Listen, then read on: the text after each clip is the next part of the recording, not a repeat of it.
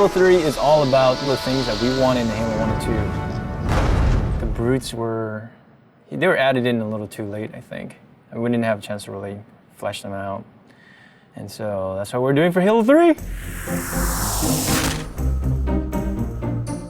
Nailing the flavor for a character is often very difficult. You sort of have to feel it out as you go. The brutes in Halo 2 were meant to be more like the barbarians in Rome. You wanted the brutes to typify that abusive, evil invader. But right from the start, the design of the brutes was not consistent about reinforcing that they're meant to be worthy adversaries for the player. Now that the elites have left the Covenant, it gave us a problem for Halo 3. For the brutes to behave kind of similar to the elites, they have to be totally redone because they're not interesting to fight. He was just a damage sponge. There were no interesting reactions, there wasn't an interesting death. The only tactic the player has is just pump them full of lead until they fall down. It doesn't really turn out to be really good gameplay. Going back and trying to recreate a character like this is one part art and one part science, and the art part is very difficult to understand just exactly how long it's going to take. Concept art tries to communicate through composition what the idea is trying to get across. A lot of times the direction just gets narrowed down to, can you just make it look cool? The brutes originally looked a lot like Chewbacca, like they were just big hairy guys with a bandolier. I looked at a lot of animal reference, rhinoceros and some gorilla. Their natural body plating is brutish. This was our way of kind of pulling them into the fold of the Covenant.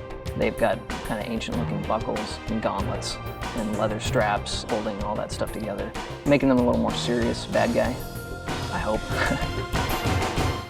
Everything the character does, whenever the character moves, we've created an animation for it.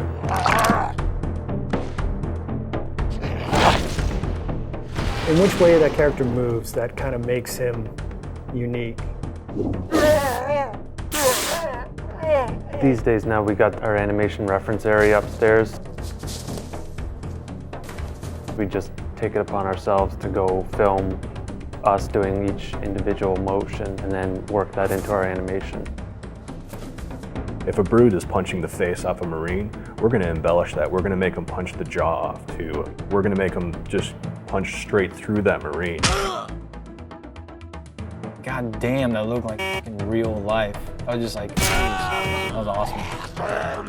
When I look over and see Jeremy doing something, I'm like, oh, that's really cool. How can I work something like that into his moveset?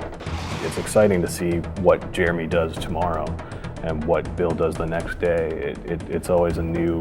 Me too. But not John. No, Not so much me. no.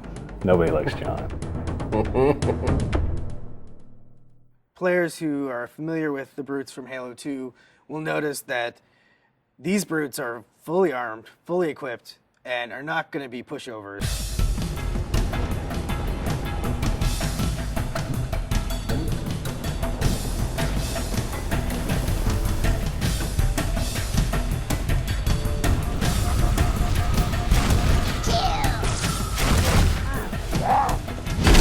For the game to be interesting, like the guys you're playing against have to be fun to play. Does the profile of the character create an interesting look from afar? Is it fun to shoot at him when he runs around? Do you see his limbs moving up and down because there's things jutting up from the sides? Rather than make them look like big dumb apes, we want to make them very brutal, pragmatic warriors. And that's really informed a lot of the visual design.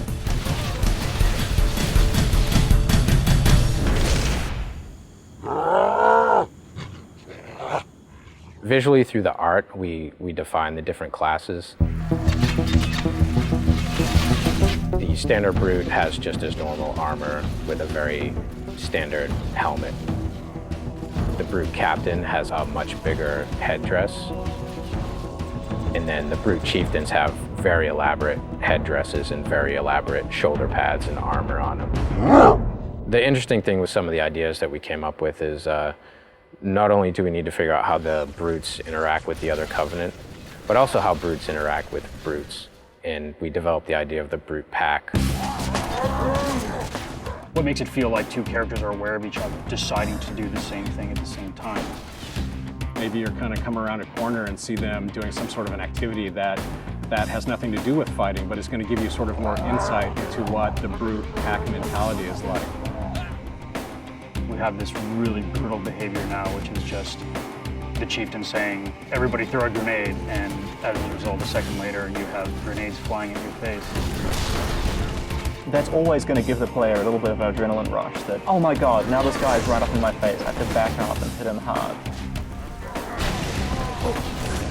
When the players kill him, they're like, oh man, I had to kill that guy. And then they go around a corner and there's like 4 more of them standing there, right? And they're like... I think that the brutes bring out sort of the indignant, self-righteous aspect of a lot of players. So I'm hoping to hear a lot of, take that, and I can't believe that you have invaded my planet and I'm going to throw you off. And we hope to really bring people into the character and the drama of the situation by putting them up against these really brutal characters.